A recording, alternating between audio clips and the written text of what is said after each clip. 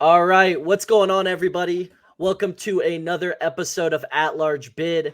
I'm Parker Fields here, as always, with my co-host Neil Meyer. And today we got a very special guest to talk all things transfer portal. We got Jake Weingarten from StockRisers.com, the founder of StockRisers.com. Jake, how are you doing today, my guy? I'm doing good, and I told you guys I was gonna publicly apologize that I messed up the show a couple of times. So I'm sorry for that. But yeah, no, I'm doing well. I appreciate you guys having me. It's just real smoky in New York City, and I'm just trying to get through that right now. No problem, man. So first off, the first thing I want to talk about today with the transfer portal and everything is Caleb Love, who kind of had the biggest sort of controversial transfer portal time as he switched schools, obviously, within the transfer portal. He initially was committed to Michigan, and then it was an academic problem, so he's not headed to Michigan. He is now headed to Arizona. What do you guys think about that move for him, and do you think he's going to, improve on a very lackluster season last year at UNC? Yeah, I'll let Jake go first. yeah. With Caleb Love, he's a player that I've scouted since high school, and a kid that obviously elite level scorer, and a player who going into college was expected to be a one and done, which is why you look at his situation now, and it's kind of crazy. But one thing I will say about Caleb Love, and this isn't necessarily surrounding his situation, but I think he's very misunderstood, not only as a player, but off the court as well. He's an amazing kid, hard worker, fits very well. I think he'd fit in any program, honestly. And, for him, I think, being in the right spot is obviously huge. And, not saying that UNC was in the right spot for him, but, there's a time when, you got to move on. After a couple of years, you were expected to be a one and done. You were expected to take this team to the tournament and, ultimately didn't achieve what he wanted to achieve there. And now he gets a fresh start. And I think nowadays we're in an era where if a kid finds the right fit, it's a no-brainer and it's really successful and beneficial for his career. So I think if Caleb Love is in the right spot, he's going to benefit a lot. Yeah, and I'm right there with you, Jake. I mean, obviously, there was all the rumors and speculations around of him even enrolling at Michigan early on, and then it came out that there were some academic issues. So then he transferred to Arizona, and you're looking at a backcourt of Arizona that's losing two key starters from a season ago as Kier Carissa transferred to West Virginia. Courtney Ramey's now heading to the NBA.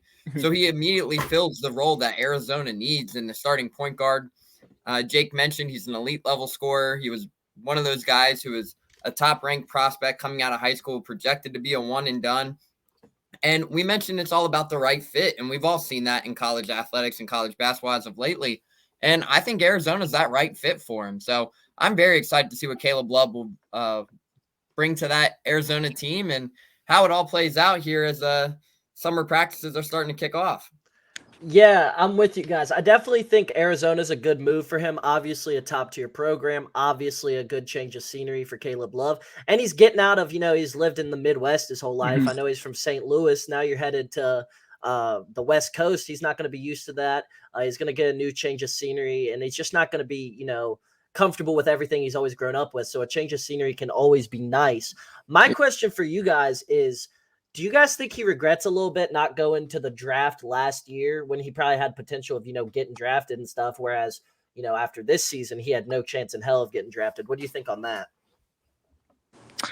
Yeah. I mean, like I said earlier, this is a guy who is expected to be a one and done. So I thought that, when he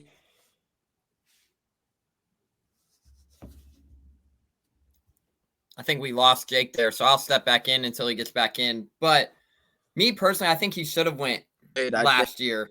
So, I mean, you back, Jake? I think I heard him. Never mind. I'm tripping. Yeah, I think it's a great opportunity for him now to go back to Arizona, but I think he should have went to the draft after the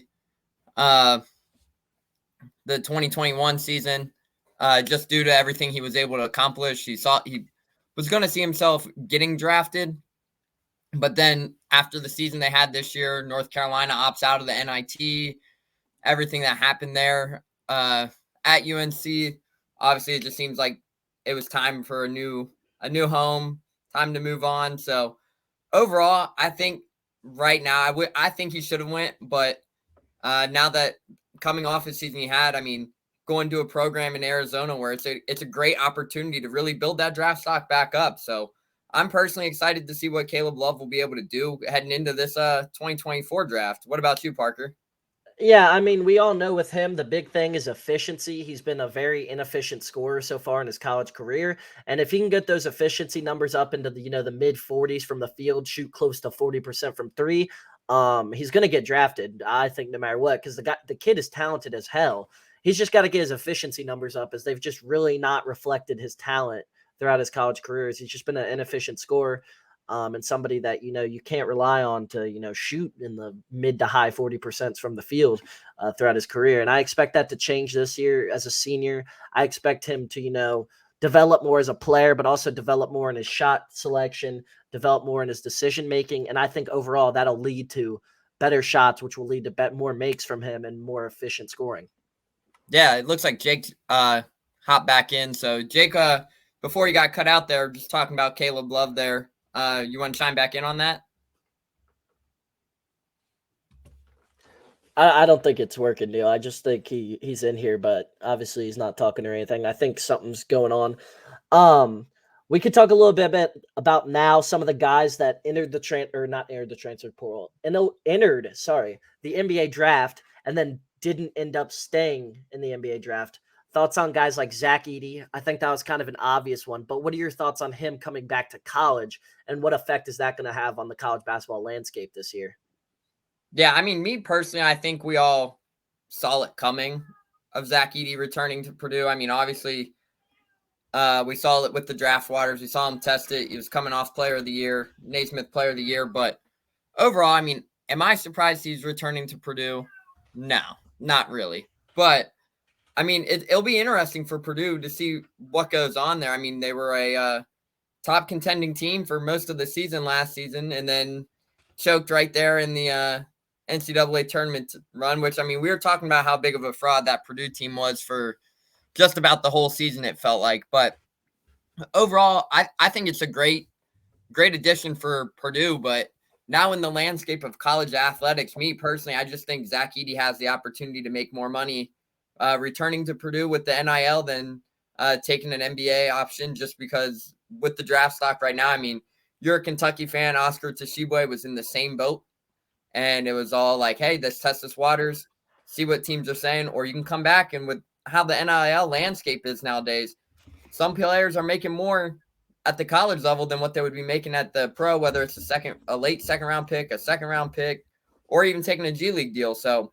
me personally, that was something that probably was in consideration, but overall, I'm not surprised he returned to Purdue. Yeah, I'm not either.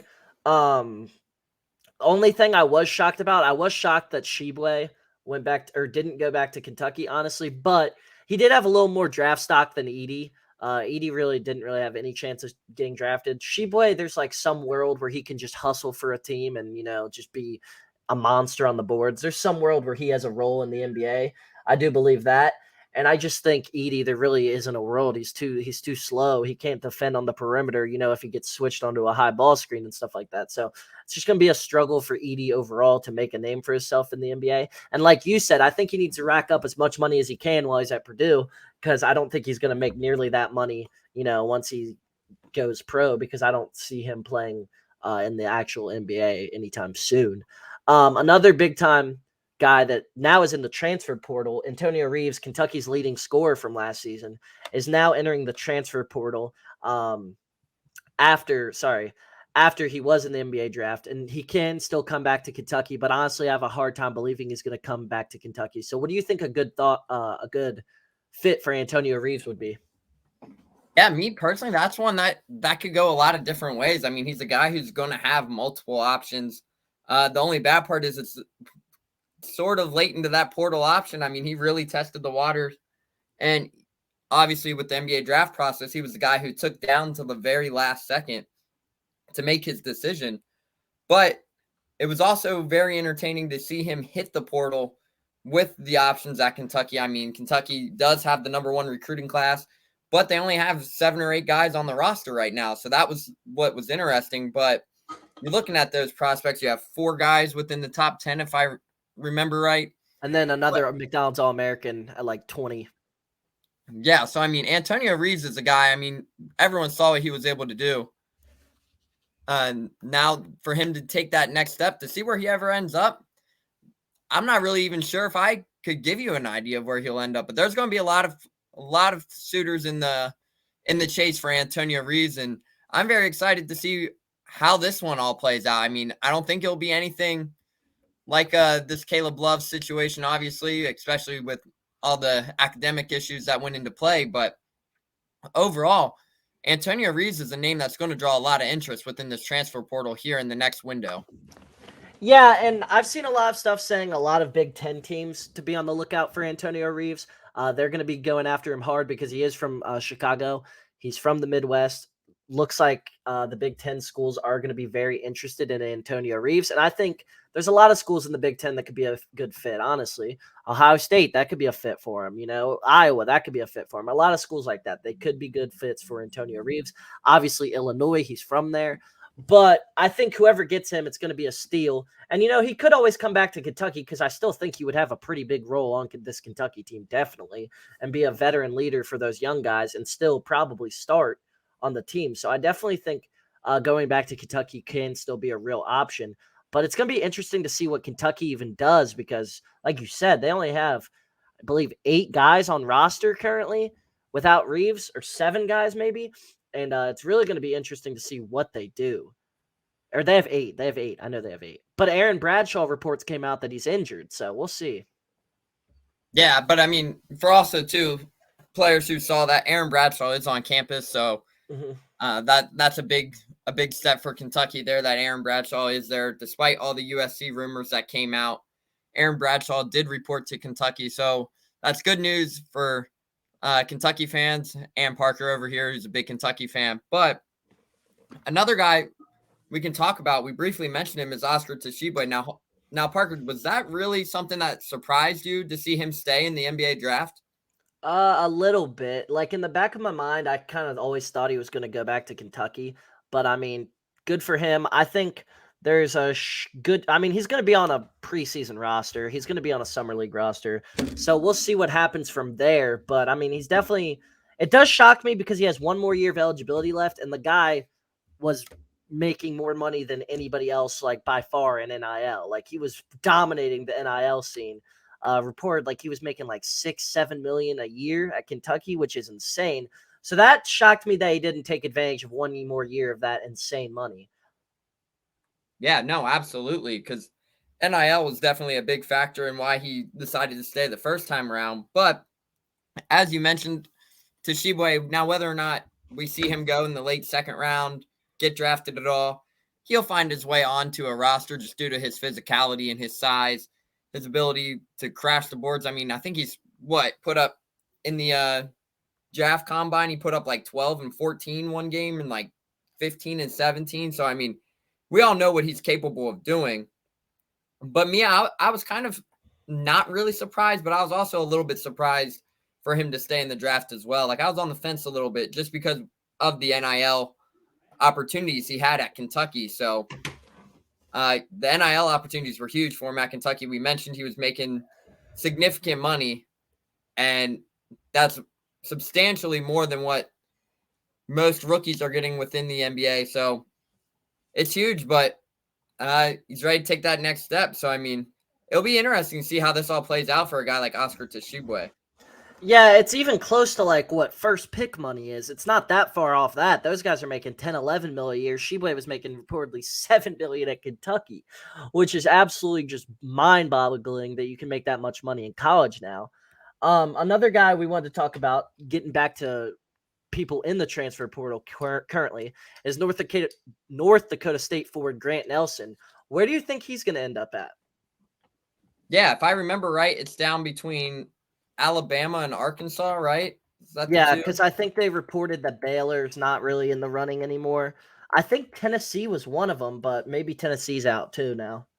Well, Baylor, I think the reason he took Baylor out of the running was to another transfer that we'll briefly talk about in Olivier Nakamhua's recruitment, who just now today committed to Michigan after Michigan was stated to be out of the hunt. So I think that's one reason why Nelson's kind of narrowed it down between Arkansas and Alabama. But I will say this, we've been saying it all year long. It just seems like Arkansas runs out of unlimited scholarships up there because the way they've been attacking the portal this offseason with Eric Musselman adding 7 transfers between Khalif Battle, Tremont Mark, Jeremiah Davenport, a couple others. But to be honest with you, I see Grant Nelson at Alabama if it's down to those 2 schools, just because of the factory that Alabama has been able to produce the last few seasons. Obviously, they saw what a guy like Brandon Miller was able to do, Colin Sexton in recent years. I feel like the Alabama basketball scene has really taken that next leap into these elite tiers within basketball. So they've shown that they're able to compete, and they're going to be a run for they're going to be tough to get through within the SEC every year. So overall, if I have to guess right now, I'm going Grant Nelson to Alabama. Yeah, I think that's a good fit for him too. He's got a similar build to Brandon Miller, so maybe he could, be a little bit of what Brandon Miller did for Alabama this season. And Alabama, like Arkansas, has been kind of dominant in the portal in recent years. They've really been running things, getting a lot of different transfers coming to their school and everything. So I think that could be a good fit for him at Alabama. I think there's a high chance he does end up at Alabama. And like you said, if he does, I don't think it would be a bad fit by any means for him. I think it would be a good move for him. And I definitely think it could help him get to that next step, which is obviously the NBA and everything like that. Other people we haven't talked about. Who else do you want to talk about? Yeah, I mean, I briefly talked about Olivier Nkamhoua. That was a guy from Tennessee who averaged nearly 11 points, 5 boards, and 2 assists, and was a huge piece for Tennessee this past season in the success that they had as a program. So overall, his recruitment was one of those that came down to West Virginia, Baylor, Kansas State was also in the mix.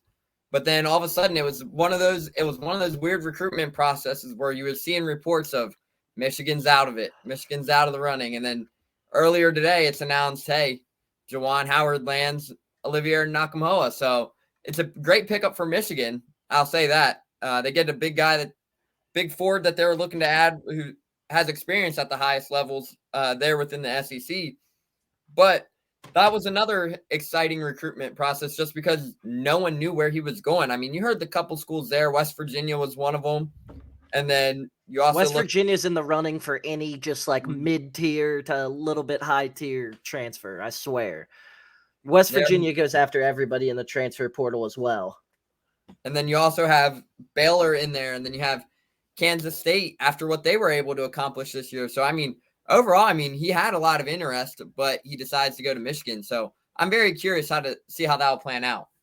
Yeah, I agree with you. He could help Michigan on the inside. Obviously, that's a nice pickup to get after the Caleb Love thing and everything like that. That obviously is a nice thing to get.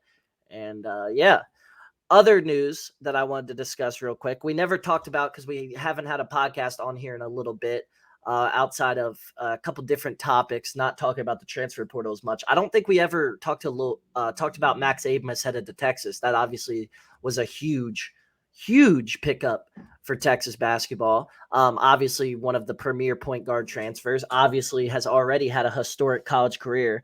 So what do you think that's going to do for Texas basketball? I think we did both predict that he would be headed to Texas, correct? Yeah, I think we did. So what do you think he's going to do to Texas basketball? Because we haven't had the chance to talk about that yet.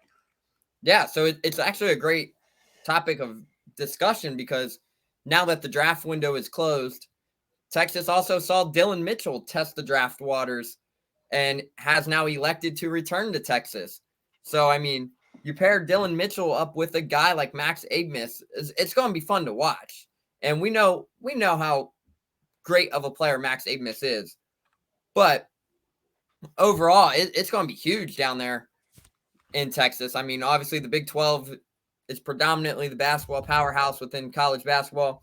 We all know that, but it's going to be fun to watch. They're going to have that right now. Yes. Yeah. The Big 12 is the basketball powerhouse. I'd say over the last, for a while, it's been the ACC though. Yeah. Right now though, yeah, I'd say the Big 12. I'm curious to see how Abmas, adjusts to not having the ball in his hands constantly. I'm excited to see how he adjusts to that and see what he can do, not having the ball, consistently in his hands 24/7. Yeah, yeah, and it's a great well, and we know the history of the bigs down there in Texas too. I mean, Jackson Hayes came out of there in recent years. We know how they like to play, kind of Miles Turner, Miles Jericho Turner. Sims. There's been a lot of guys. Yeah, Jackson Hayes was just the number one, the first round pick. What he went, I think 11th, I think he went and seventh, Neil. I think he went seventh. yeah, Hayes went totally. seventh. Miles Turner was a top 10 pick too. Yeah, crazy down there. So it's going to be very fun to watch. That Texas team's going to be fun. But another recruit we haven't really talked about is what is Creighton going to look like next year after they saw 3 guys test the draft waters? And Parker, this was a Creighton team you got to cover up close and personal when they played at Xavier this year. Ryan Kalkbrenner tested the draft waters, Trey Alexander, Arthur Kalum. They all test the draft waters and all are returning to Creighton next year. What does that mean for Creighton? I mean, it obviously helps out Creighton a ton. Those would have been brutal losses for Creighton, and I think that just is going to make them 20 times better because if they lost those guys, they would have been, struggling next year. They would have definitely been struggling, and it would have been hard for them to recover. Obviously, especially because Ryan Nimhard is gone, obviously, to Gonzaga. That would have been really tough for them to recover from losing Nimhard and then losing all 3 of those guys. That would have been 4 of their top players right there. But they're all back outside of Nimhard, obviously. And I think Creighton's going to make another, run at a Big East title, have a really good team again. But Nimhard's a big loss. That guy is an absolute floor general. And he literally took the same exact route as his brother, played 2 years at a school, then transferred to Gonzaga for his final 2 seasons. And it worked out for his brother. His brother had a great rookie season in the NBA, so maybe it'll work out just like that for Ryan.